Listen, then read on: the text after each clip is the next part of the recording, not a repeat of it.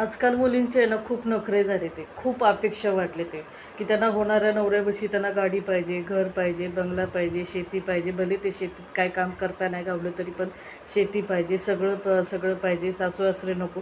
खूप मुलींची नाटकं झाले ते. म्हणून लवकर मुली लग्नच करायला मागत नाही. खूप उशिरानं करायला मागतात. असं तसं एवढ्या मुलींच्या अपेक्षा वाढल्यात, की आपण प्रत्येक वेळी मुलींनाच नावं ठेवतो. पण काही वेळा आपण मुलींना असं म्हणतो ना, पण काही वेळा त्यांचे वडीलसुद्धा या गोष्टीला कारणीभूत असतात. आमच्या जवळचीच एक गोष्ट आहे. ती मुलगी आज 35 वर्षाची झालेली आहे, पण ती लग्नच करायला मागत नाही. तिला विचारलं तर ती म्हणते, की आमची आई पहिली जॉब करायची. जॉब करत असल्यामुळे आमचा पप्पा खूप आमच्या आईवरती जीव लावायचे. कधी मेलीस म्हणून पण कधी शिवी दिली नाही, कधी हातसुद्धा उचललेला नाही. पण जेव्हा आम्ही झालो, माझ्या आईला एकूण 3 मुलं झाली.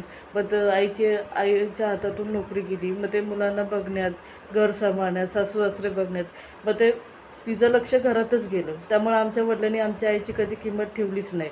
ती एवढी राबते, घरातली सगळी कामं करते, सासू-सासऱ्यांचा दवाखाना करते, तिन्ही मुलांचा दवाखाना करते. पण आमच्या बापाला आमच्या मम्मीची कधी किंमत पडलेलीच नाही. अशातनंच आमचे वडील दारू प्यायला लागले. बाहेर जिथं कामाला जातात त्या बाईच्या नादी लागलेत. मग आमच्या आईला सोडून दिले. भरपूर आम्ही आमच्या मम्मीला इतकं त्रासात पाहिलं आहे ना, की त्याच्यामुळं लग्नावरनं हा विश्वासच उडून गेलेला आहे. त्यामुळे आम्हाला असं नवराच नको. आता आता त्या मुलीचं असं झालं की भाव पाहिजे, मित्र पाहिजे, वडील पाहिजे, पण नवरा नको.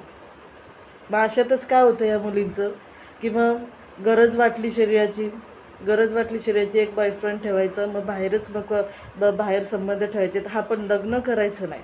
मग अशा वेळी काय होतं, अशा ज्या मुली असतात निरागस मुली, त्या फसल्या गेल्या जातात. त्यांनासुद्धा माहीत नाही की बाहेर ही अशी जी मुलं आहेत की त्यांना फसवतात का, त्यांचं कुठे गैरवापर करतात का.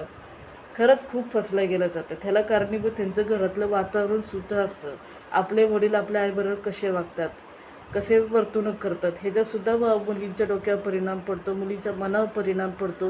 कारण की ती नवरा शोधताना कसं शोधते, की माझे वडील कसे आहेत, त्याच हिशोबाने ती तिचा नवरा शोधते आणि त्याच हिशोबाने ती बाहेर जगसुद्धा पाहते. त्यामुळे सगळ्या वडिलांना माझी विनंती आहे, किमान मुलीच्या सामने तरी स्वतःच्या बायकोची किंमत ठेवा, स्वतःच्या बायकोची लाज ठेवा, तिचा हात उचलू नका, तिच्यावर गैरवर्तणूक करू नका, जेणेकरून आपल्या मुलीच्या डोक्यावर परिणाम होईल. पण ह्या मुलींना हे समजत नाही. आजही असे नवरे आहेत